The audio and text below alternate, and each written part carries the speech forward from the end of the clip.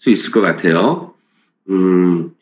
자, 그런데 어제 그 설명한 내용 중에 지금 교수님의 슬라이드를 어제 슬라이드를 하나 올려놨는데, 자, 이 내용을 한번 좀 보도록 할게요. 이거는 우리가 이제 그 병리적인 손상을 일으킬 수 있는 임상적인 상황을 한번 좀 보도록 하겠습니다.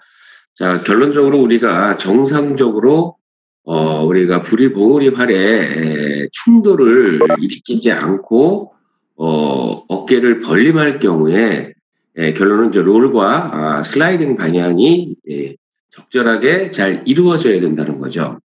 그럼 결론적으로 우리가 어깨 통증을 많이 유발시키는 질환 중에 하나가 바로 뭐냐면은 가시위근염이 있습니다. 지금 옆에 보면은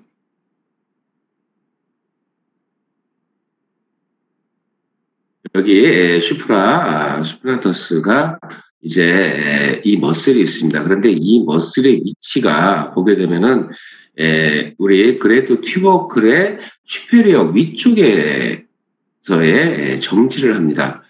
그러다 보니까는 이 공간, 스페이스 공간에 위치하게 되죠. 자, 그러면 왜 우리가 그 흔한 질환 중에 많은 어깨의 질환 중에 왜 가시위근의 염이 많이 발생하느냐, 그 이유 중에 하나는 바로 슬라이딩이 제대로 이루어지지 않았을 때의 결론은 이제 충돌을 야기를 하게 됩니다. 그래서 계속 충돌을 하다 보니까는 여기 보게 되면은 지금 서브 아크로미얼 벌사가 또 마찬가지로 스트레스를 이제 받게 되는 거죠. 계속 헤드가 때리게 되니까. 그래서 이거를 우리가 일명 충돌 증후군이라고도 얘기를 합니다. 그러면 결론적으로 우리가 애비덕션을 할 때 초기에 22도의 벌림 위치에서는 10mm 공간에 도달하지 않습니다. 그러면 22도 벌림 이후에 이제 헤드는 병진 운동을 하게 됩니다. 그 방향이 뭐냐면 위로 방향을 간다는 얘기예요. 그러면 이 10mm 공간에서의 병진 운동, 위쪽으로 병진 운동을 할 때 그냥 롤만 만약에 계속 일어난다면 슬라이딩이 없이 롤만 일어난다면은 결론은 이 헤드는 위쪽에 10mm 공간에 아치에 충돌을 할 수밖에 없는 거죠. 자, 그러면 간단히 얘기하자면은 충돌을 일으키지 않기 위해서 뭐가 필요하냐? 슬라이딩이 필요한 거예요. 그러면 슬라이딩 방향을 어느 방향으로 가야 되냐? 자, 롤은 지금 위쪽에 병진 운동을 지금 계속 하고 있습니다. 그러면 결론적으로 충돌을 일으키지 않기 위해서는 아래 방향으로 슬라이딩을 일어나줘야 된다는 얘기예요. 그 작용이 결론적으로는 우리가 GH 관절에서의 구르기와 미끄러짐이 동시에 일어나야 되는 그런 중요한 관절 운동 형상이라는 거죠. 자, 지금 형상학이기 때문에 충돌을 일으키지 않기 위해서 자, 어디서 10mm 공간 내에서 충돌을 일으키지 않기 위해서는 롤의 반대 방향인 슬라이딩 방향이 아래 방향으로 슬라이딩이 이루어져야 된다. 만약에 충돌이 야기된다면은 결론은 우리 벌사라든지 아니면 근육이라든지 이런 조직들의 스트레스를 받게 되면서 결론은 염증이 발생하게 되고 아니면 럽처, 파열이 될 수 있는 그런 임상적인 상황을 가져올 수 있다. 이렇게 보시면 됩니다. 그래서 우리 아직 근육은 안 했지만 여기 지금 슈프라라고 명명된 이유 중에 하나는 바로 뭐냐면 22도의 초기의 벌림 시에 22도의 벌림을 유도하는 것이 누구냐면은 슈프라입니다. 그래서 여기 지금 슈프라를 지금 풀로 명명을 한 거예요. 슈프라가 수축을 하게 되면은 초기 단계 22도의 벌림을 어디로? 이 볼록한 헤드를 오목에 맞게 적합성을, 일치성을 주게 되는 거죠. 그러면 슈프라는 계속 그 상태를 유지를 하게 됩니다. 그렇게 되면 이제 우리 어깨에 벌림할 때 이 휴머러스를 올려주는 근육 하나만 교수님이 얘기하고 넘어가겠습니다. 미들 델토이드 머슬이 이제 바로 위쪽 방향으로 계속 벌림을 유도하게 됩니다. 그러면 슈프라는 계속적으로 첫째 본인도 다치지 않기 위해서는 이 10mm 공간을 계속 유지를 해줘야 되는 게 굉장히 슈프라의 굉장한 사명감입니다. 그런데 만약에 이것을 이 델토이드의 어떤 힘에 의해서, 그러니까 위쪽으로 올라가는 어떤 힘에 의해서 슬라이딩을 일으키는 어떤 근육에 의해서 슬라이딩이 이루어지지 않으면은 결론적으로 슈프라는 충돌을 당할 수밖에 없죠. 그래서 이제 지금은 조금 여러분들이 의아해고 궁금할지 모르지만 결론은 이제 우리가 그 머슬 편에 가게 되면은 이렇게 슬라이딩을 일으키는 우리 근육들, 그 다음에 이 골두를 이 10mm 공간에서 유지할 수 있는 능력들을 이제 근육들이 담당을 하게 되는 거죠. 자, 다시 말씀드리면은, 자, 이제 교수님이 이제 어떻게 하다 보니까 근육까지 얘기를 했는데, 자, 결론은 초기에 22도의 벌림은 지금 슈프라가 담당을 하면서, 우리가 관절 운동 형상에서 중요한 거는 이 10mm 공간 내에서 충돌을 야기하지 말자. 그래서 뭐가 필요했느냐? 슬라이딩 방향이 반대로 이루어졌다. 반대로 활주가 이루어져야만 충돌이 일어나지 않는구나. 이렇게 여러분들이 좀 정리를 좀 해주시길 바라겠습니다. 자, 이제 굽힘과 펴입니다. 자, GH라는 말은 이제 여러분들이 이제 아시겠죠? 그래서 우리가 GH 관절에서의 굽힘과 펴은 자 축을 제시하겠습니다. 안가 쪽 축이죠. 안가 쪽을 축으로 해서 이제 우리가 시상면에서 플렉션과 익스텐션이 일어나는 운동입니다. 자, 그런데 관절의 운동 형상을 봤더니 우리가 플렉션 할 때 우리 관절의 운동이 뭐냐면 스핀이라는 거예요. 스핀. 자, 그러면 여러분들이 순수하게 시상면 상에서 우리가 플렉션을 하게 되면은 관절 면의 운동은 스핀을 하는 겁니다.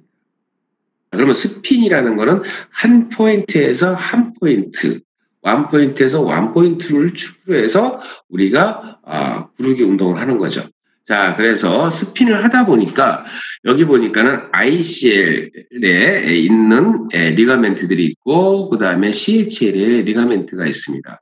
자, 그리고 PC에 캡슐들이 있어요. 자, 그러면 자 여기 보게 되면 다 뭐예요? 수동의 장력값들이 다 수동의 장력값을 갖는 걸 볼 수가 있어요. 자, 이 화살표의 그림 보니까 다 늘어났어요. 자, 첫째 이유는 우리가 스핀을 하기 위해서는 관절의 운동이 정교하게 일어나야 됩니다. 그러기 위해서는 이 근육의 자, 플렉션하는 근육에 의해서 지금 플렉션을 하고 있지만 우리의 결합 조직들은 결론적으로 관절의 일치성, 적합성을 주기 위해서 이 플렉션 하는 동안에 신장을 하면서 수동의 장력값을 갖게 됩니다.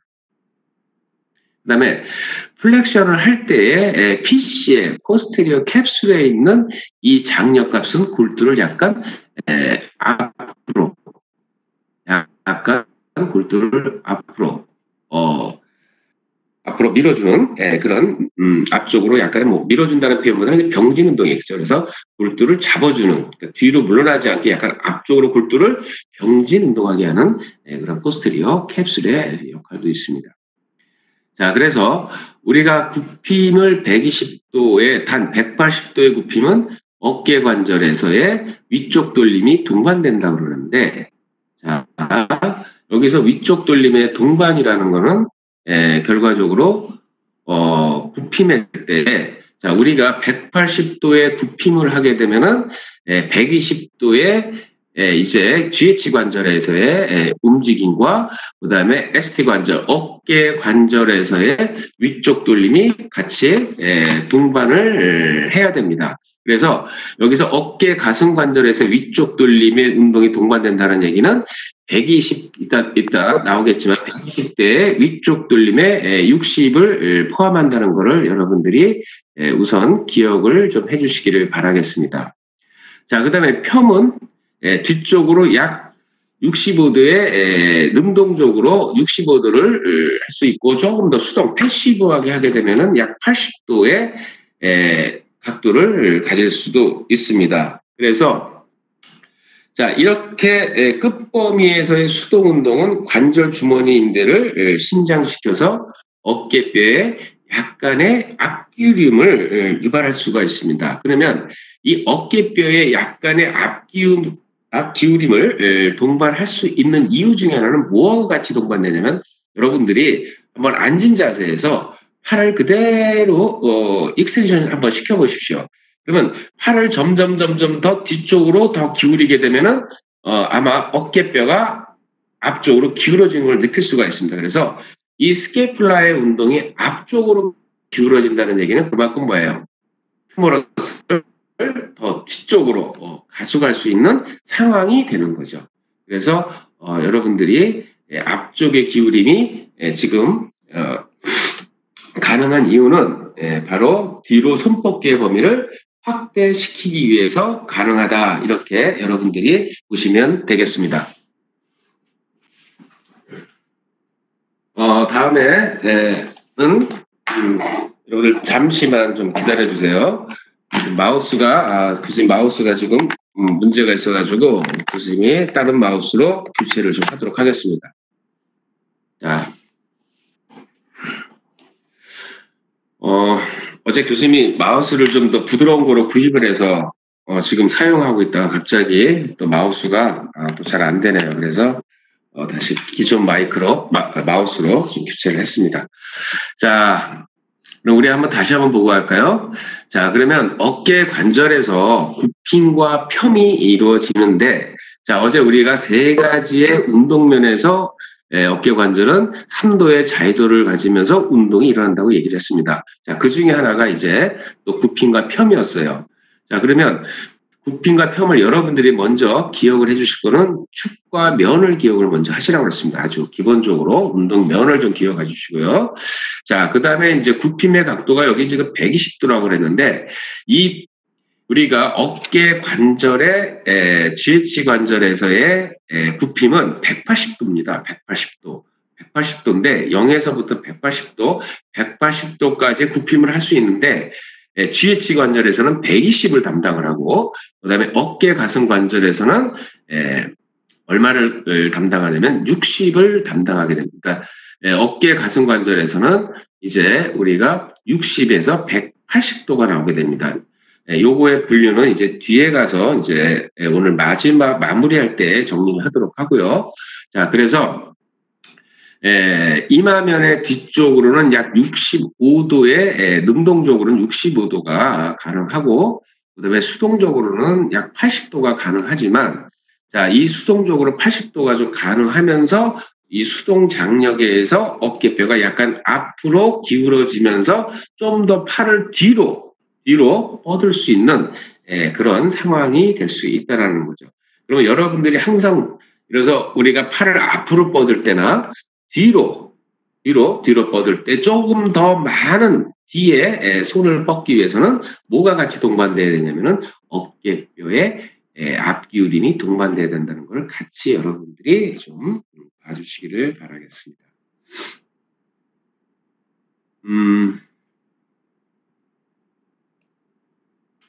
요즘도 아침 시간이라 조금 이제 좀 트레이닝을 좀 하면은 조금 입이 좀 부드러워질 것 같긴 해요.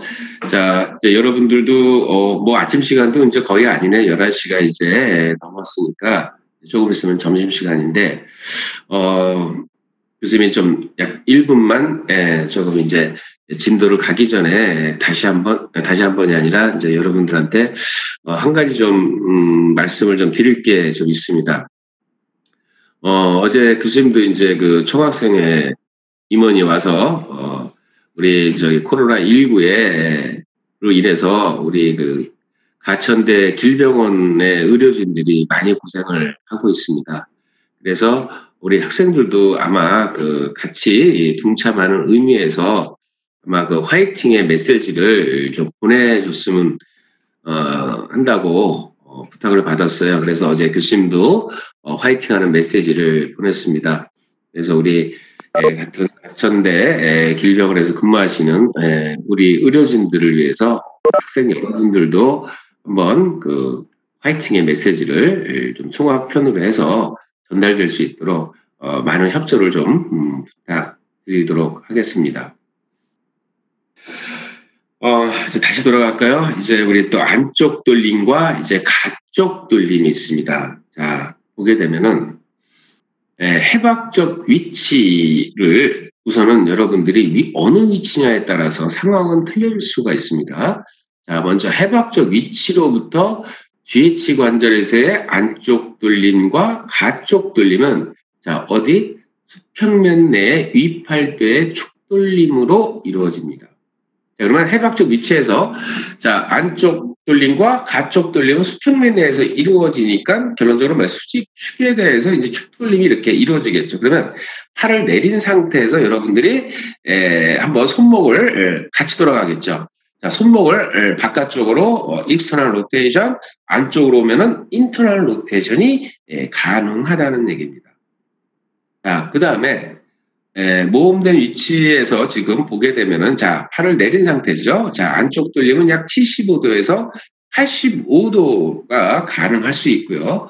그 다음에 이제 가쪽 돌림은 60에서 70도까지 가능할 수가 있습니다. 자, 그러면 우선 형상을 볼게요. 자, external rotation의 장면입니다. 자, 그러면 지금 여기 보다시피 가쪽 돌림의 관절 운동 형상학은 위팔뼈 머리의 결론은 수평면이니까 결론은 가로지름에 대해서 우리가 관절 운동 형상학이 일어나죠. 자, 그러면 자, 세로축에 대해서 수평면이 움직일 때, 자, 팔을 내린 상태, 자, 아나토미컬 포지션이든, 자, 모음된 위치에서 팔을 여러분들이 수평면 내에서 가로지름에 따라서 인터널 로테이션, 익스터널 로테이션이 이루어진다는 얘기예요. 가로지름에 대해서. 자, 그래서 우리가 위팔뼈 머리죠. 자, 볼록이 오목에 대해서 지금 가로지름을 따라서 롤을 시작했습니다. 그러면서 반대로 슬라이딩 방향이 이루어지면서 익스터널 로테이션이 이루어지는 걸 볼 수가 있죠. 그러면 가쪽 돌림을 할 때를 보게 되면은 이 헤드가 어떻게 되어 있어요? 좀 더 앞쪽으로 이렇게 나오는 것을 볼 수가 있습니다. 그래서 보게 되면은 자, 여기 포스테리어 이제 캡슐들도 우리가 신장력을 갖고 있고 앞쪽에는 ACL도 이렇게 신장력을 갖는 것을 볼 수가 있습니다. 자, 이것 또한 마찬가지로 우리 어깨 관절에서는 여기 지금 안쪽 돌림과 가쪽 돌림 할 때도 보게 되면은 수동 장력값들이 다 신장력을 하면서 관절의 적합성을 주고 있는 것을 볼 수가 있습니다. 그래서 결론은 이탈하지 말고 이 익스터널 로테이션 할 때 롤과 슬라이딩 방향으로 이렇게 잘 부르라는 운동을 하라는 얘기겠죠. 그래서 이런 수동 장력값들이 결론은 이 어깨 관절에서의 스타빌리티를 제공해주는 상황을 볼 수가 있습니다. 자, 그런데 자, 여기서는 지금 위치가 요 위치에서의 지금 가로지름을 따라서 롤과 슬라이딩이 이루어진 거고요. 또 하나 뭐냐면 우리가 예전에 관절 편에서 볼 때 스핀을 할 때 우리가 익스터널 GH 관절에서의 익스터널 로테이션, 인터널 로테이션이 이루어진다고 얘기했습니다. 자, 그 위치가 뭐냐면 90도의 벌림 위치입니다. 자, 이 두 개를 잘 여러분들이 보셔야 됩니다. 그러면 지금 여러분들이 앉은 자세에서 90도의 벌림 위치에서 GH 관절을 한번 돌려보십시오. 90도의 벌림 위치에서 그 벌림 위치가 아마 가능하죠, 지금. 자, 인터널 로테이션, 익스터널 로테이션이 가능합니다. 자, 이때 관절 운동 형상학의 관절면의 운동 형상은 스핀입니다. 그래서 해박적 위치에서의 우리가 수평면에서의 위팔뼈는 축돌림을 하지만 90도의 벌림 위치에서는 뭘 한다고요? 스핀을 한다는 것을 보시면 됩니다. 그러면 해부학적 위치에서는 롤과 슬라이딩이 일어나고 가로지름에 대해서 90도의 벌림 위치에서는 스핀을 한다. 이렇게 구분을 잘 해놓으셔야 됩니다. 그래서 여러분들이 이거는 여러분들이 직접 지금 아마 수업을 들으면서도 여러분들이 앉은 자세에서 직접 시행을 하셔도 가능하시죠. 그래서 여러분들이 직접 한번 해보셔도 90도에서의 벌림 위치에서의 인터널 익스터널 로테이션은 스핀이구나. 해부학적 위치에서의 인터널 로테이션은 가로지름에 따라서 롤과 슬라이딩 방향이 이루어지는구나. 단 슬라이딩 방향은 반대 위치구나. 반대로 슬라이딩 하는구나. 이렇게 정리를 좀 해두시기를 바랍니다. 자, 그래서 중요한 키워드는 여러분들이 지금 교수님이 이렇게 펜슬로 줄친 부분을 잘 기억을 좀 해두시길 바랍니다. 그리고 이제 간혹 우리가 이제 연구자들마다의 좀 그 각도 차이가 좀 있어요. 그래서 이제 여기 뭐 예를 들어서 안쪽 들리면 75도, 85도다, 가쪽 들리면 60에서 70도다 이런데 또 다른 어떤 그 연구자의 결과는 약간 오차 범위는 있을 수가 있습니다. 그래서 교수님 생각에는 그 측정 및 평가할 때 각도를 여러분들이 우선 기준점으로 보시고요. 그 다음에 교수님이 제시하는 지금 여기에 각도는 여러분들이 큰 오차는 없습니다. 근데 혹시 여러분들이 혹시라도 혼동될까봐 교수님이 이제 하나의 기준을 잡는 겁니다. 그래서 혹시라도 측정이 평가에서 제시하는 각도를 여러분들이 기준하시고 교수님이 여기서 우리 지금 이 교재에서 제시하는 각도는 여러분들이 또 참고적으로 이렇게 같이 알아두시기를 바라겠습니다. 그래서 혹시라도 교수님 각도 차이가 있는데 왜 각도 차이가 납니까? 그런데 사실은 교수님이 이제 이 교재에 기본으로 하지만은 연구자마다 특히 이제 각도의 차이를 약간씩은 이제 달리하는 경우가 있어서 다시 말씀드리지만 여러분들의 그 혼선을 좀 피하기 위해서 말씀을 드리는 겁니다. 자, 그래서 이제 우리가 오목 위팔 관절의 형상의 관계들에 대해서 요약을 한번 볼게요. 자, 에비덕션과 액션이 있습니다. 자, 거의죠. 거의 완전한 뭐 직각면은 아니고 거의 이제 프론탈 플랜의 움직임이죠. 자, 그러면 이마면에서의 움직임입니다. 그러면 당연히 축은 뭐가 되겠습니까? 앞과 뒤에 축을 가지고 이제 로테이션을 하게 된다는 얘기죠. 자, 그래서 운동의 관절에 대한 운동 형상을 보게 되면 롤과 슬라이딩이 일어납니다. 자, 뭐에 대해서? 세로지름에 따라서 부르기와 슬라이딩이 일어납니다. 자, 인터널, 그 다음에 익스터널 로테이션의 경우는 호리젠탈 플랜이라고 말씀을 드렸습니다. 그러면 이제 버티칼 축을 평면이니까 이제 수직축에 대해서 이제 로테이션을 하게 됩니다. 자, 그래서 롤과 슬라이딩이 일어나요. 그런데 무슨 면에서요? 가로지름에 대해서. 기억하시고요. 그 다음에 플렉션과 익스텐션이 일어납니다. 자, 세지타 플랜에서 일어나겠죠? 플렉션과 익스텐션은. 그 다음에 무슨 축이겠어요? 안쪽과 가쪽에 메디얼 쪽과 라테럴 축으로 해서 로테이션이 일어납니다. 자, 그러면 첫 번째 휴머럴 헤드, 글래너드 포사에 대해서 머리와 자 휴머럴 헤드와 글래너드 포사 오목 사이에서 주로 뭐가 일어나냐면은 스핀이 일어나요. 자, 90도의 벌림 상태에서.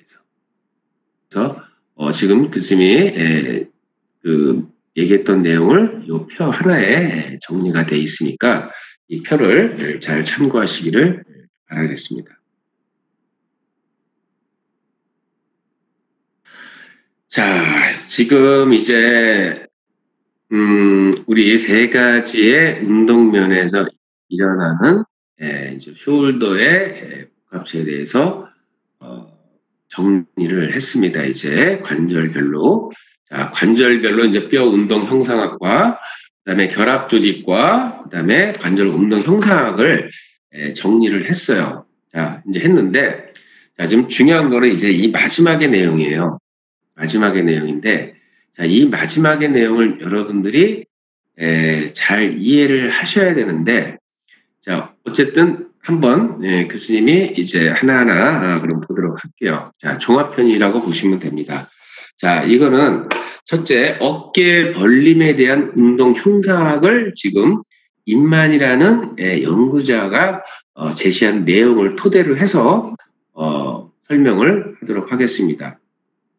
자, 어깨 위팔 리듬이라고 얘기를 했습니다. 그러면 결론적으로 리듬이 있으니까는 뭔가 비율이 있겠죠. 비율이. 자, 그러면 여기 지금 약간 보라색이라고 말을 해야 될까요? 자, 이렇게 칠한 거를 한번 여러분들이 보십시오. 자, 그러면 결론적으로 숄더 조인트에서는 벌림 시에 0에서부터 180도까지 운동이 일어날 수가 있습니다. 180도까지. 자, 그런데 180도까지 운동이 일어나기 위해서는 4개의 조인트들이 서로 상호작용을 하면서 180도가 이루어집니다. 자, 그러면 180도를 하기 위해서는 결론적으로 GH 관절에서는 에비덕션입니다. 120도가 필요하고요. 그 다음에 우리 여러분들 보면 어깨 가슴 관절에서는 얼마가 필요하냐면 60이 필요합니다. 60이.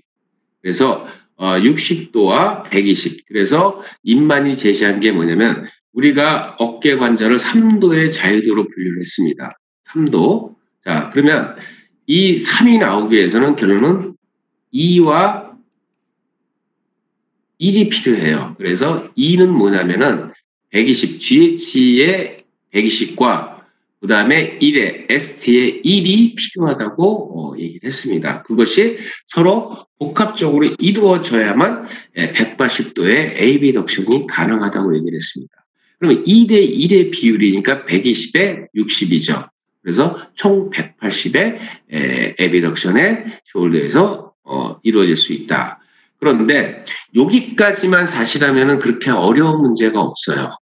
어려운 문제가 없는데 그러면 우리가 이 120은 이제 휴머러스가 이제 올리면 되는데 그러면 60에 대한 스캐플라의 모션이 과연 어떻게 이루어지냐 이거죠. 자, 그러면 다시 한번 여러분들하고 지금 여러분들을 일일이 지금 보이진 않지만은 한번 교수님이 좀 질문을 해보겠습니다. 자, 우리가 ST라는 거는 무슨 관절과 무슨 관절의 결합이라고 그랬습니까? SC와 AC의 결합이라고 얘기를 했습니다. 그러면 결과적으로 우리가 ST가 60을 갖고 있습니다. 우선 ST부터 먼저 60부터 하겠습니다. 스캐플라이 모션. 자, ST가 60을 갖고 있으니까는 AC의 30과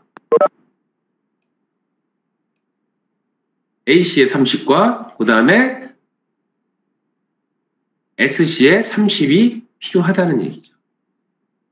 자, 그럼 또 여기서 세분을 해야 됩니다. 그러면 SC 관절의 30이 움직이기 위해서는 무엇이 움직여야 되고, 그 다음에 우리가 AC에서 30은 무슨 운동할 때 일어나느냐를 봐야 됩니다. 자, 그러면 한번 다시 우리 과거로 해석하면서 지난 시간을 해석하면서 보게 되면은 자, 우리가 AC를 먼저 하겠습니다. AC 관절에서 교수님이 3개의 운동이 일어나긴 하지만 AC 관절에서 주로 일어나는 운동이 바로 뭐라냐면 어버드 로테이션이라고 얘기를 했습니다. 아하, 그러면은 AC 관절에서는 어버드 로테이션입니다. 30을 가장 주작용이. 그래서 AC에서는 어버드 로테이션 30. 그러면 SC 관절에서 30은 뭐가 30입니까? 이렇게 교수님한테 질문을 했습니다. 자, 이거는 뭐냐면은 우리가 0에서부터 180도를 나눌 때 중간 지점 90에서 그러니까 90까지를 우리가 초기 단계라고 보고 90에서 180까지를 후기 단계를 보면은 초기 단계에서 뭐가 필요하냐면은 올림이 필요합니다. 그러면 우리가 SC에서의 올림은 어느 뼈가 올려줬습니까? 어느 뼈요? 클라비클이었죠. 그러면 0에서부터 90도까지는 약 25도의 거상, 올림을 하고 나머지 5도는 90에서 180도 사이에서 5도의 거상을 하게 됩니다. 그러면 여기에 30은 결과적으로 SC 관절에서는 클라비클의 30, 또 AC에서의 30은 어버드 로테이션의 30, 스케플라에. 이것이 곧 얼마를 만들어내냐면 60을 만들어내요. 60을. 그래서 120의 GH 관절에서의 120과 그 다음에 스케플라, ST 조인트에서의 60 이렇게 비율을 얘기한 겁니다. 그래서 여러 연구자들의 연구 결과가 있지만은 이 교재에서는 인만이라는 연구자의 결과를 토대로 해서 일단은 2대 1의 비율이다. 120에 60 합쳐서 180의 에비덕션이 가능하다. 그럼 보세요. 만약에 스케플라의 모션이 만약에 30이 나왔고 만약에 GH 관절에서의 120이 나오면은 완전한 팔을 에비덕션 거상하기가 어렵다는 얘기겠죠. 그래서 먼저도 말씀드렸듯이 4개의 조인트들이 서로 다 역할을 서로 상호작용을 잘 해줘야만 우리가 완전한 팔의 올림을 할 수 있다라는 겁니다. 자, 거기까지만 이제 하면 좋은데, 자, 이제 여기서 제시한 걸 한번 볼게요. 이제 그리고 한번 보도록 할게요. 자, 여기 보니까, 그림을 보니까 SC 조인트의 리트랙션이 지금 여기는 15도인데, 요거는 교수님이 작년 사진인 것 같아요. 15도가 아니라 현재 여러분들의 그 SC 조인트의 리트랙션은 20으로 되어 있습니다. 자, 그러면, 자, 예를 들어서 15에서 20도. 자, 그러면 그냥 그 새로운 교재의 각도를 제시하겠습니다. 20도입니다. 20도로 하겠습니다. 자, 그러면 20도에 뭐가 필요해요? 리트랙션이 필요해요. 그러면 왜 이렇게 SC 관절에서는 리트랙션이 필요할까? 첫 번째 의문이죠. 자, 의문입니다. 자, 그 다음에 여기 보게 되면은 SC 조인트에서 포스테리어 로테이션, 뒤쪽 돌림이 25도가 일어나야 된다고 얘기를 했어요. 일어난다고 그래요. 자, 그러면 이거는 도대체 SC 조인트의 포스테리어 로테이션은 언제 또 일어나는 거지? 또 퀘스천. 자, 다음에 여기 지금 45도인데 여러분들 책에는 지금 새 책에는 35도에서 약 40도를 기준하고 있어요. 자, 그러면 자 35도에서 40도에 또 GH 조인트에서는 뭐가 또 일어나요? 익스터널 로테이션이 일어나야 된대요. 또 AC 조인트에서 어버드 로테이션은 아까 교수님이 대로 여기서 35도가 아니라 이제 30도로 하겠습니다. 자, 죄송합니다. 교수님이 사진을 못 바꿨네요. 자, 30도의 AC 조인트 어버드 로테이션이라는데 이건 아까 설명을 드렸어요. 교수님이 어버드 로테이션이 한다고. AC 조인트에서는 또 어버드 로테이션이 일어나요. 그 다음에 여기 보니까는 SC 조인트에서는 또 뭐가 올림이 뭐냐면은 25도에 또 올림이 일어나는데요. 야, 이건 참 그렇죠? 아까 교수님은 30도를 얘기했어요. 요거를 이제 초기 단계 25도만 제시를 한 거예요. 총 30도가 이제 일어나야 돼요. 자, 그러면 아까 교수님이 얘기한 것처럼 아까 60의 스케플라 에스테 60의 비율은 여기 30과 여기 30이 합쳐진 것이 60이에요, 지금. 그러면 여기서 말하는 지금 SC 조인트의 약 25도의 25도죠? 25도의 이 뒤쪽 돌림은 아까 말한 대로 언제 일어나는지 설명을 또 어제 교수님이 해야 될 것 같고, 자, 또 옆에 그림을 또 보니까 약 20도의 또 뒤기울임이 또 일어나야 된대요. 누가? 스캐플라가. 포스테리어 틸트가 일어나야 된대요. 그 다음에 또 뭐가 있냐면은 스캐플라가 여기 10도인데 이건 지우겠습니다. 10도인데 0에서 약 5도 정도. 그러니까 0에서 5도 정도. 10도는 너무 큰 범위죠. 0에서 5도 정도. 아주 적은 양의 뭐가 또 일어나야 돼요? 자, 5도. 여러분들 이제 책을 참고하면 나오겠습니다. 5도. 익스터널 로테이션이 또 일어나야 된대요. 아하. 자, 그러면 이제 교수님이 이제 하나하나를 이제 설명을 해야 되는데, 자, 그래서 이제 무슨 얘기가 나오냐면은, 우리가 어깨의 완전한 벌림과 관계된 6가지의 운동 형사학적 원리를 이제 설명을 하겠습니다. 자, 그러기 전에 다시 짚고 넘어갈게요.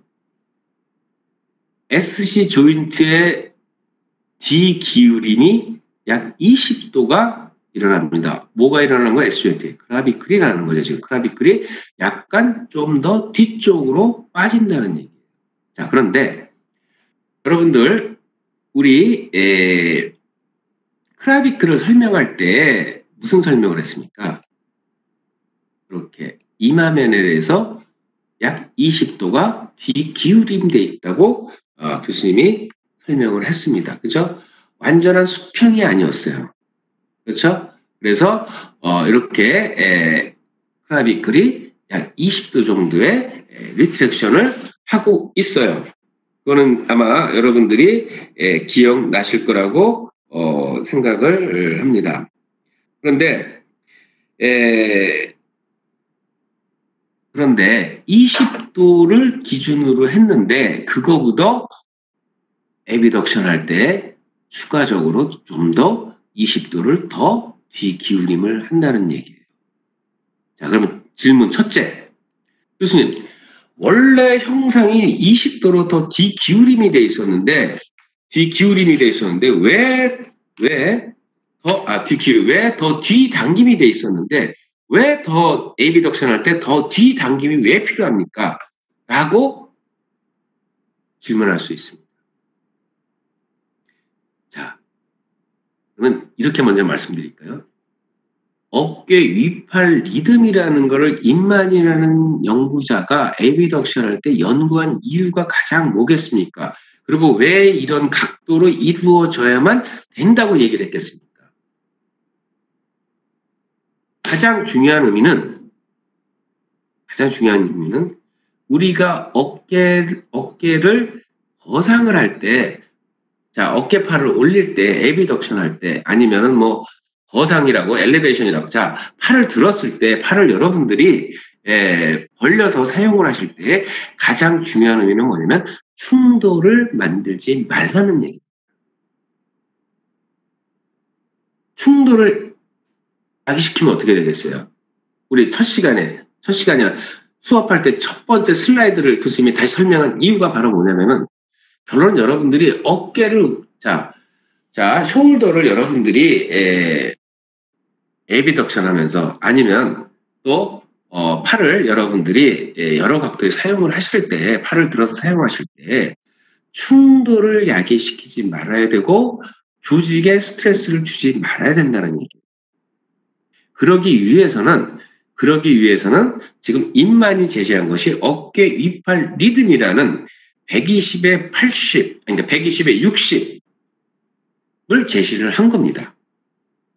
그러면 우리가 에비덕션 할 때 180도를 충돌시키지 않고 일어나기 위해서는 지금 6가지의 형상학을 제시를 하면서 이 관절들의 운동이 이런 각도에서 거의 일어나줘야만 조직의 손상을 막을 수 있다라는 얘기입니다. 자, 그래서 조금 더 SC 조인트에서의 뒤당김은 약 20도 정도가 조금 더 에비덕션 시의 뒤당김이 이루어져야 됩니다. 자, 그러면 결론적으로 우리가 어깨를 보게 되면 이렇게 봉우리가 있었죠. 그죠? 오목한 봉우리 이렇게 하고 헤드가 있었습니다. 자, 이 공간이란 말이에요, 지금. 에비덕션 할 때 이 공간에서 충돌을 일으키지 않고 해서는 이 조인트들이 각자 이 각도로 좀 움직여 달라라는 거죠. 자, 다음. 그 다음에 또 하나 여러분들한테 제시를 하겠습니다. 자, 교수님이 결합 조직을 할 때 코노이드 리가멘트를 기억을 해달라고 얘기를 했습니다.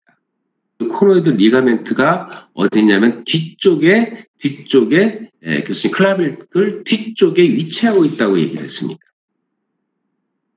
여기서 결론 내릴게요.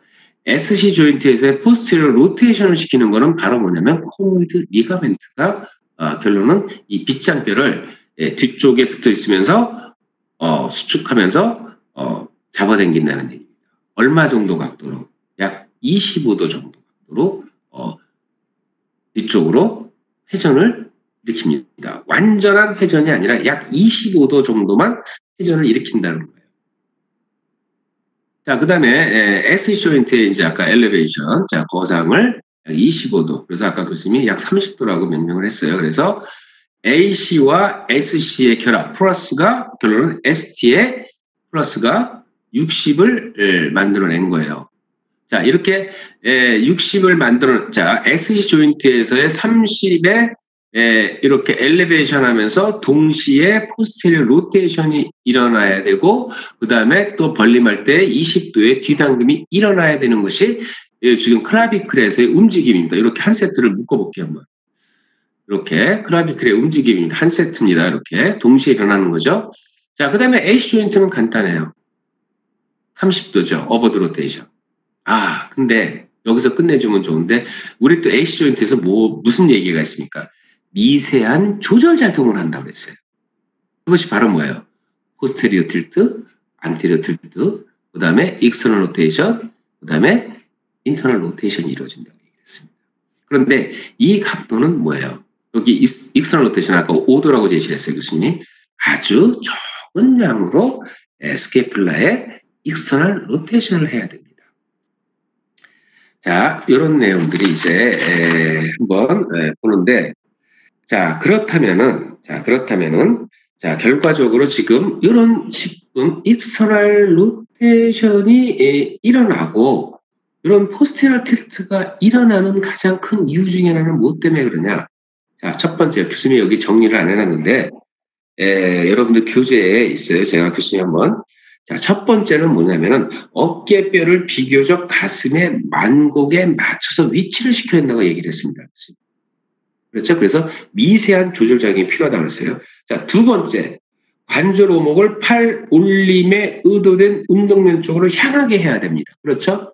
자, 항상 뭐냐면은 교수님 이런 표현을 해요. 자, 볼록이 와서 오목에 와서 적합성을 가져야 됩니다.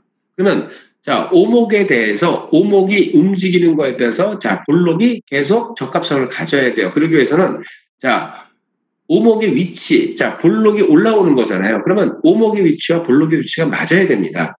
자, 그것을 결론적으로 뭐예요?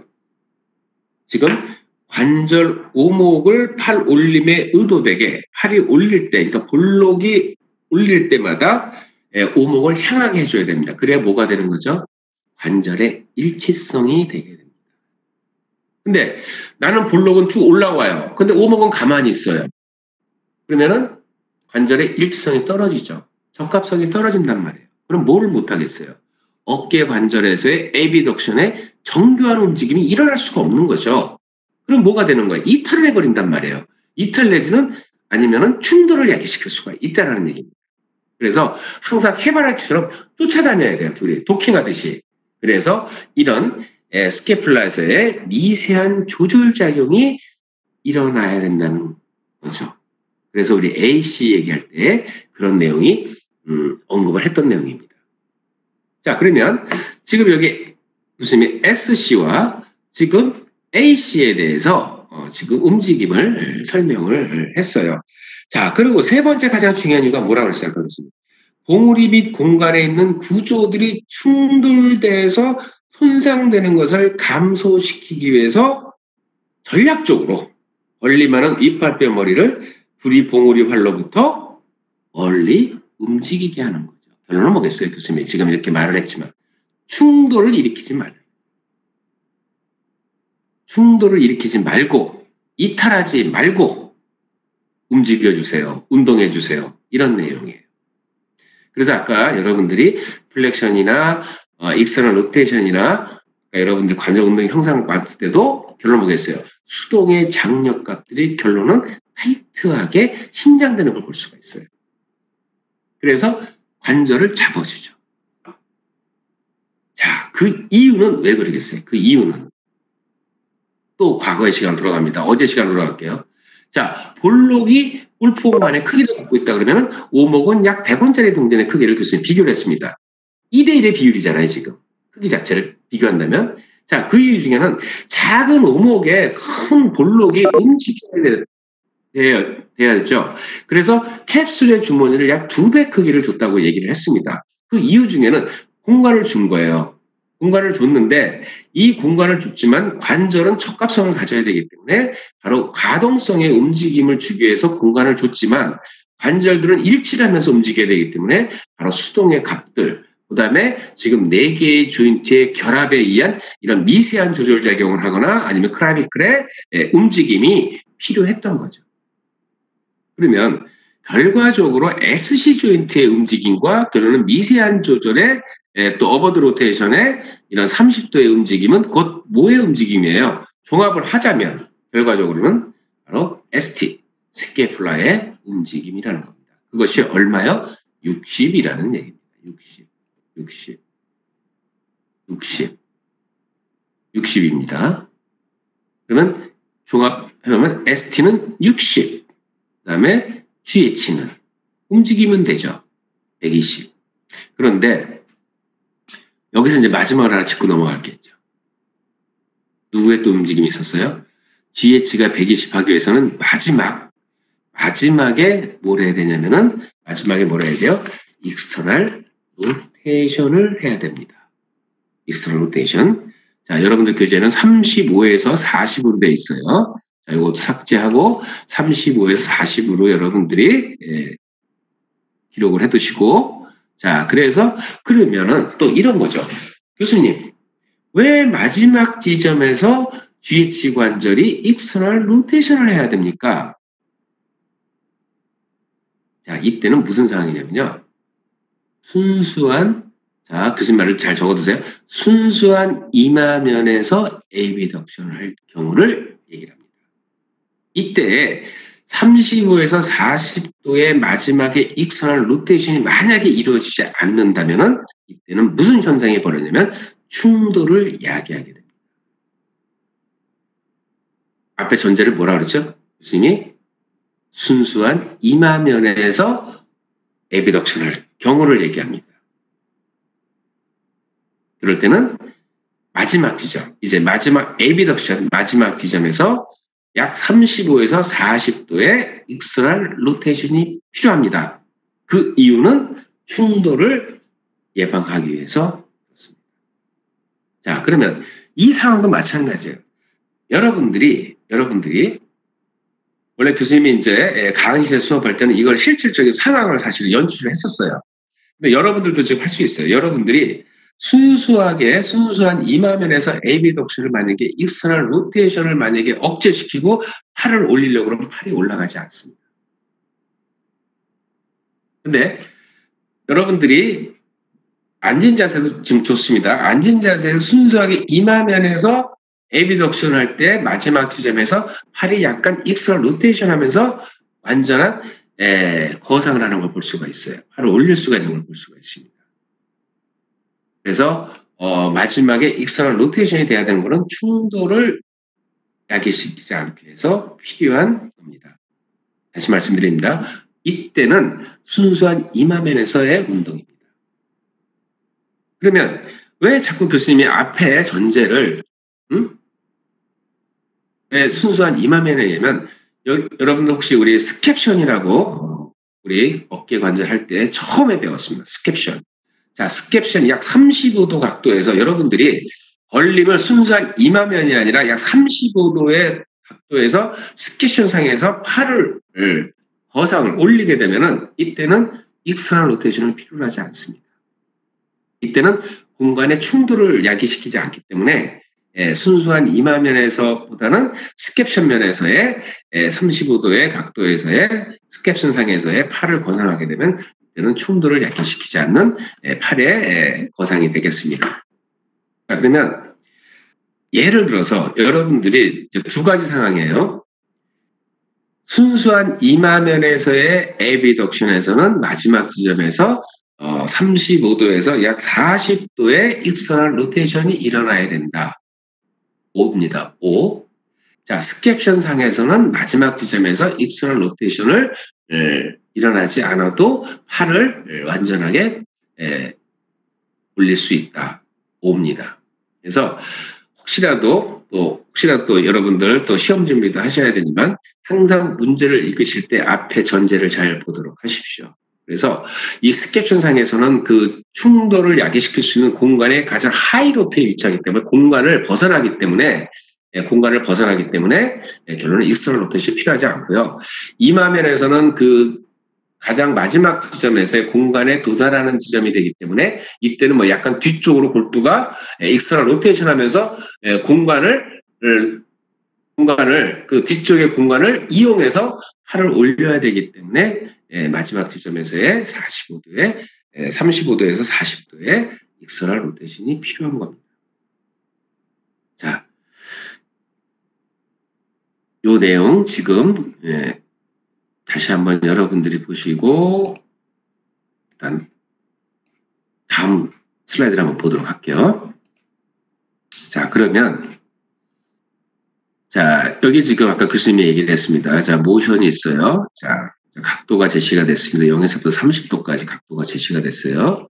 자, 그 다음에 숄더의 에비덕션하는 각도가 제시가 됐습니다. 180도까지죠.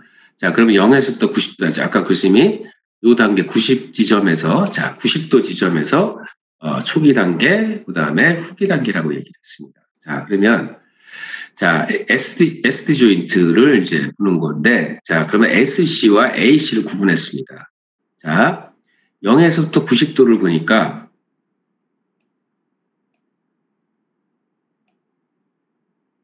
0에서 90도를 교수님이 이렇게 보게 되면은, 요 정도 볼까요? 약 25도 정도에 도달하는 걸 볼 수가 있습니다. 90도 지점에서.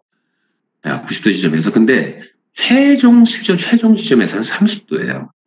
그러면 아까 교수님이 얘기한 것처럼 초기 단계에서 약 25도에 뭐가 필요하냐면은 엘리베이션. 누가? 크라비클리.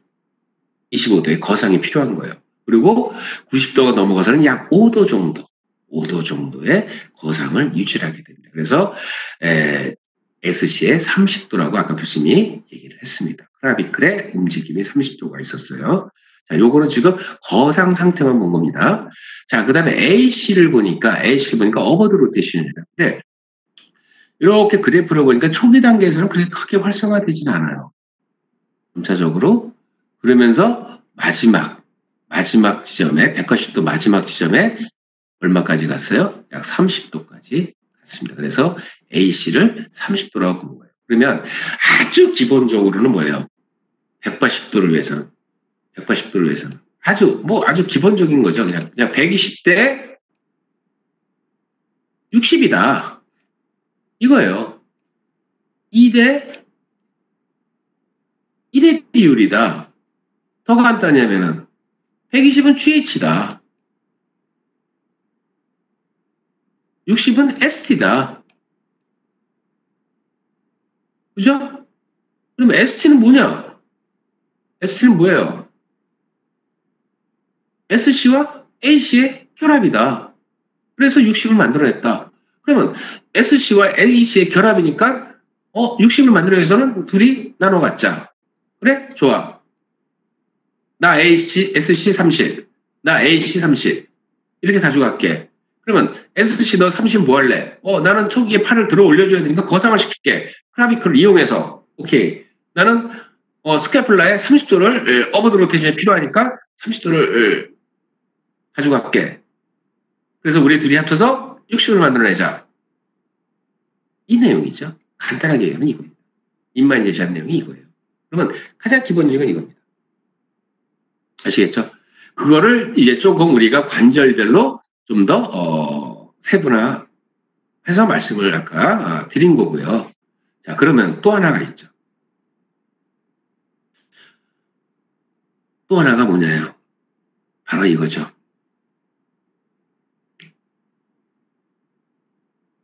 포스테리어 로테이션이 이루어지는 경로를 본 겁니다.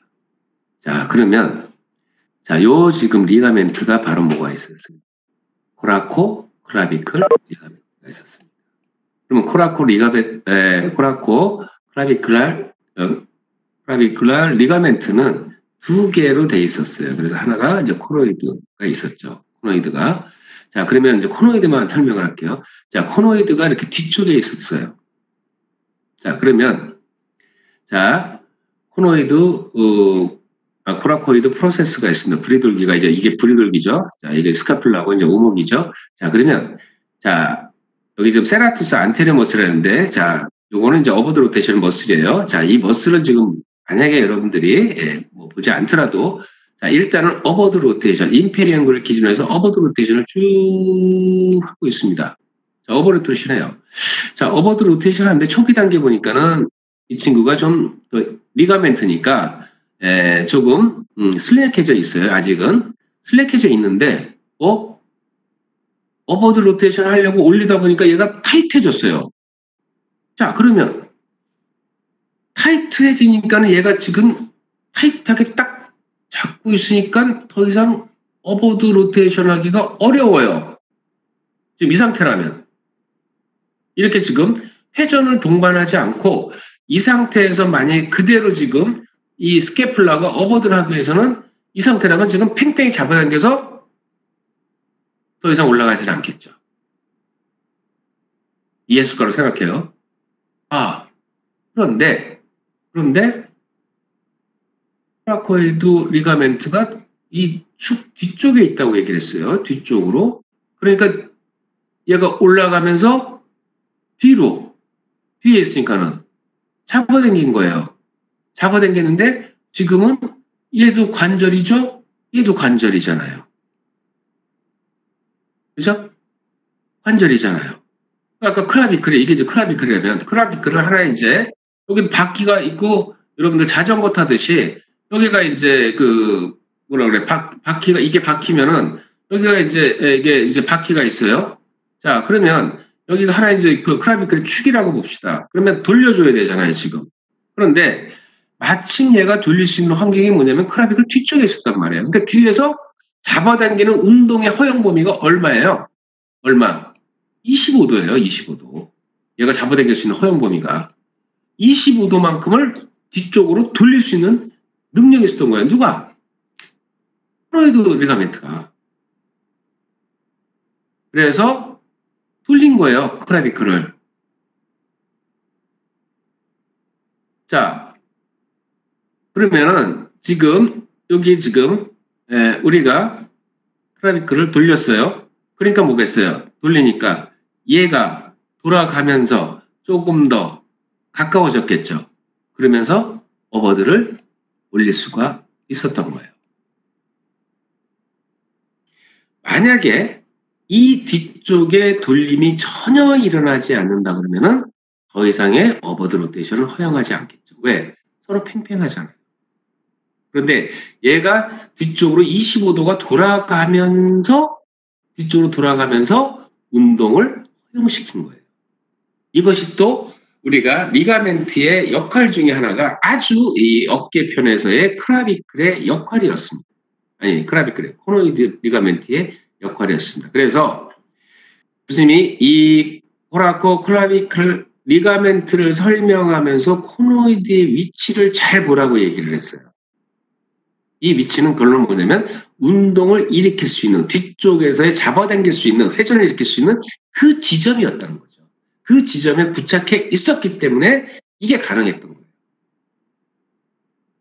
그래서 좀 더 스카플라의 움직임을 어버드 로테이션을 할 수 있는 그런 상황을 만들었다는 거죠. 그러면 예를 들어서 여기가 지금 A씨입니다. 여기가 SC예요. 자, SC가 운동에 제한을 갖고 있었어요.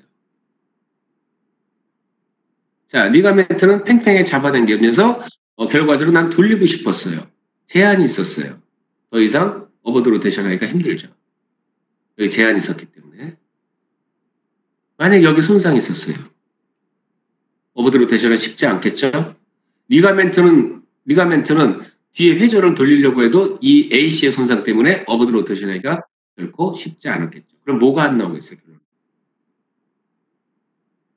결론은 이 두 관절 중에 어느 하나의 관절에 문제가 만약에 발생하면은 정상적인 60의 범위는 나오지 않을 수 있다는 거죠.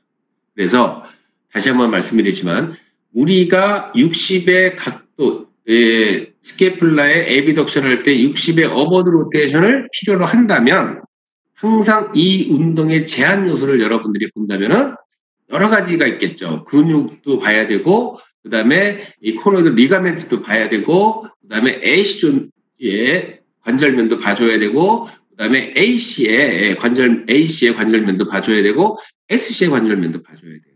다 여러분들이 평가의 대상이 되는 거죠. 뭐 때문에? 예를 들어서 A라는 환자분이 오셔가지고 저는 팔을 들기가 어려워요. 팔을 벌리기가 정말 어려워요. 그리고 어느 집에 갔더니 팔을 더 이상 올릴 수가 없어요. 그러면 두 개를 보면 되죠. 휴머러스의 움직임을 먼저 GH 관절의 움직임을 보고 또 하나는 ST 조인트의 움직임을 봐야죠. ST의 움직임을 자 어버드 로테이션이 미끄러 잘 안 올라가네? 그러면은 또 뭘 봐요? 세부적으로 SC의 움직임도 봐야 되고 AC의 움직임도 봐야 되는 거예요. 그러면 여러분들 예를 들어서 만약에 자동차가 고장이 났을 때 정비소에 들어갔을 때 우리가 단순히 이것만 문제가 있어요라고 얘기를 했을 때 정비사는 기술적인 기술을 갖고 있는 분들은 이 고장 원인을 찾기 위해서 아마 뭐를 또 봐야 됩니다. 뭐를 봐야 됩니다. 이렇게 얘기를 아마 할 겁니다. 마찬가지예요. 인체도. 우리가 하나의 어깨 관절을 움직이기 위해서는 완전한 가동 범위가 이루어지지 않고 페인이 만약에 동반된다 그러면은 바로 그거죠. 어깨가 아파요 라고 왔을 때 여러분들은 알겠습니다. 어깨가 아프시군요. 이렇게 판단하지 마시고 다 여기도 봐야 되고 여기도 봐야 되고 여기도 봐야 됩니다. 이렇게 여러분들은 세세하게 분석을 해야 된답니다. 그거를 통틀어서 뭐냐면 어깨 질환을 가지신 분들을 여러분들이 치료하실 때는 패턴 분석을 해야 된다 이렇게 얘기를 합니다.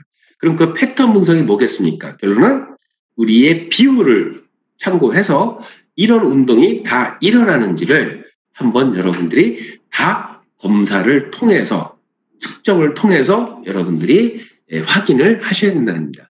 그렇게 하셔야만 우리가 어깨의 관절에 대해서 조금 더 치료에 접근을 할 수 있다는 거죠. 단지 여러분들이 페인에 관해서만 염증에 관해서만 여러분들이 파악을 하시고 염증을 제거하시려고 한다면 1차적인 치료 방법이 되는 거고요. 조인트에 대해서 분만 여러분들이 보시고 조인트만 만약에 분석을 하신다면 2차적이 되는 거고요. 3차적인 게 뭐가 있습니까? 지금처럼 이렇게 비율을 가지고 있는 어깨 움직임을 다 분석하는 것이 패턴을 분석하는 것이 3차원입니다. 그러면 1차, 2차, 3차 모든 거를 다 여러분들이 고려하셔서 어깨의 문제를 해결을 하셔야 됩니다. 자, 그러면 마지막 정리를 하겠습니다. 자, 이제 정리를 한번 읽어볼게요. 자, 그래서 여태까지 얘기를 했지만 자, 정리하겠습니다. 어깨의 완전한 벌림과 관계된 6가지의 운동 형상학적 원리입니다. 첫 번째, 일반적인 2대1의 어깨 위팔 리듬에 근거해서 자, 능동적인 180도의 어깨 벌림은 120도의 GH 관절 벌림과 60도의 어깨 가슴 관절 위쪽 돌림의 동시 발생 결과로 일어난다. 자, 첫 번째입니다. 자, 그러기 위해서는 완전한 어깨 벌림 동안 60도의 어깨뼈 위쪽 돌림은 AC 관절에서의 위쪽 돌림과 결합된 SC 관절에서의 올림의 동시 발생 결과로 일어난다. 두 번째입니다. 세 번째, 어깨의 벌림 동안 빗장뼈는 SC 관절에 뒤당김한다. 약 20도 정도 더 뒤당김한다고 얘기를 했습니다. 좀 더 벌림 동안에는 필요해요. 자, 그 다음에 네 번째, 완전한 어깨의 벌림 동안 위쪽으로 돌림하는 어깨뼈는 뒤쪽으로 기울임하고 일관성은 적지만 약간 뭐가 필요해요? 가쪽 돌림.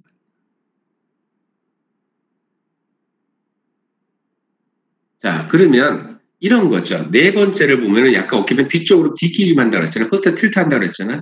여러분들이 지금 라운드 숄더 이렇게 어깨를 앞쪽으로 이렇게 스카필라를 앞쪽으로 기울이고서 팔을 한번 옆으로 벌려보십시오. 팔을 올려보십시오. 잘 안 올라갈 겁니다. 그런 내용이에요. 그래서 자세 정렬이 그래서 중요한 거고, 그래서 이런 또 스캐플라의 이런 모션이 중요한 겁니다. 여기서는 가쪽 돌림한다 해서 많은 움직임이 아니라는 걸 여러분들이 알아두시고, 뒤쪽 기울임이 한다서 많은 뒤쪽 기울임이 하는 걸 아니라고 알아두십시오. 그래서 약 아까 20도 정도, 약 0에서 한 5도 정도 이런 식으로 아주 조금 더 적은 양으로 기여합니다. 그 다음에 다섯 번째, 어깨의 벌림 동안 빗장뼈는 자신의 축에 대해서 뒤쪽 돌림한다. 약 아까 얼마였죠? 뒤쪽 돌림이 그래서 약 25도 정도라고 했습니다. 또 어느 문헌에는 약 30도로 또 제시하는 데도 있어요. 그래서 그런 편차는 좀 있습니다. 그래서 중요한 거는 자신의 축에 대해서 뒤쪽 돌림을 하는데, 사실은 자신의 축에 대해서 뒤쪽 돌림을 하는데 사실은 이때 뒤쪽 돌림 해주는 거는 머슬이 아니죠. 리가멘트라는 거예요. 리가멘트. 어떤 리가멘트? 원뿔인데 코노이드 리가멘트라는 거예요. 코노이드 리가멘트가 할 수 있는 거는 바로 포지션, 부착 부위를 보면은 여러분들이 이해하시기가 편하다는 거죠. 뒤쪽으로 붙어 있어요. 뒤쪽을 잡아당기면은 바로 돌리겠죠. 얼마만큼? 약 25도만큼 돌릴 수가 있는 거죠. 그리고 다시 내리면 어떻게 해요? 다시 돌아가겠죠. 마지막입니다. 어깨 벌림 동안 뒤에 관절은 가쪽으로 돌림한다. 또 약 35도에서 40도의 가쪽 돌림한다. 이것이 결론은 뭐예요? 여러분들이 무심코 팔을 벌리지만 이마면에서, 하긴 뭐 여러분들이 일상생활에서 이마면에서 팔을 이렇게 완전하게 벌리는 건 거의 없죠. 여러분들이 거의 스캡션 상에서 거의 움직이지 완전한 이마면에서 여러분들이 벌림을 하지는 않지만, 완전한 이마면에서 이렇게 완전한 벌림을 하기 위해서는 우리 GH 관절과 그 다음에 ST 관절, ST 관절에서도 AC 관절과 SC 관절의 이런 모션들, 이런 각도가 에 따른 모션이 일어나줘야만 결과적으로 뭐라고요? 결과적으로는 우리가 충돌을 이야기하지 않으면서 어깨를 벌림할 수 있다라는 겁니다. 예. 교수님이 이제 그림 보면서 이제 각도를 제시하면서 설명을 드렸고, 일단 우리 오늘 수업 들은 우리 학생들은 일단 요즘 마지막 내용을 이렇게 순서적으로 이렇게 보시고, 그다음에 아까 교수님이 설명한 그림에서 이제 각도를 같이 이제 이렇게 삽입을 해서 한 장에 이렇게 정리를 잘 해놓으시면은 우리가 어깨 완전한 벌림할 때는 이런 관절들의 움직임이 필요하구나라고 여러분들이 좀 더 이해를 좀 해주시기를 바랍니다. 그리고 이제 어깨뼈를 마지막으로 정리하면서 이제 여러분들이 물론 이제 컴플렉스를 하지만 이제 뼈의 구조에서, 그 다음에 결합 조직의 구성 성분들, 그 다음에 이제 관절 운동 형상학, 마지막에 이제 어깨의 벌림까지를 이제 정리를 했습니다. 자, 결과적으로는 우리가 어깨를 사용을 할 때 결과는 충돌을 일으키지 말고 손상을 입히지, 조직의 손상이 일어나지 않도록 우리가 운동을 잘 하자라는 얘기겠죠. 그래서 마지막으로 이제 여기까지는 우리가 이제 형상을 봤기 때문에 이제 신경의 관계는 이제 2학기 때 가서 다시 또 정리를 하도록 하겠습니다. 그러면은 아까 말대로 우리가 클라비클은 코노이드의 리가멘트에 의해서 움직이지만 이제 이런 형상을 만드는 거는 이제 근육들이 존재를 하겠죠. 근육들이. 그래서 일단 근육은 뒤로 이제 할 거니까 형상만 잘 여러분들이 이해를 좀 해주시기를 부탁드리겠습니다. 다음 주에는 이제 팔꿈치와 아래팔에 대해서 학습을 하도록 할 테니 학생 여러분들은 교재를 좀 참고를 해서 여러분들이 또 정리를 해서 수업에 참여하셨으면 좋겠습니다. 오늘 화요일이네요. 벌써 또 시간이 너무나 잘 갑니다. 어쨌든 만날 날 이제 가까워진 것 같습니다.